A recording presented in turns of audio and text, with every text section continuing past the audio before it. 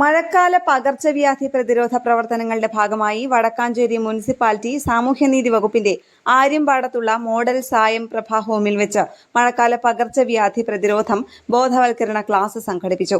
Mundathikode government Ayurveda dispensary medical officer doctor Liji MK, Vadakkanchery municipality സാമൂഹ്യനീതി വകുപ്പ് model സായം പ്രഭ ഹോമിലെ മുതിർന്ന പൗരന്മാർക്കും യോഗ ക്ലബ് അംഗങ്ങൾക്കുമായി പകർച്ചവ്യാധികളെക്കുറിച്ചും പ്രതിരോധ മാർഗങ്ങളെക്കുറിച്ചും വിശദീകരിച്ചു.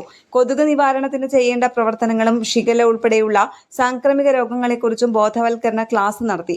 Government Ayurveda dispensary Ayush health and wellness centre Mundathikode yoga instructor Ajith K, Sayam Prabha manager facilitator Marshal C Radhakrishnan എന്നിവർ സംസാരിച്ചു. ബോധവൽക്കരണ ക്ലാസ്സിൽ 27 പേർ പങ്കെടുത്തു. ന്യൂസ് ഡെസ്ക് കേരള പ്രണാമം.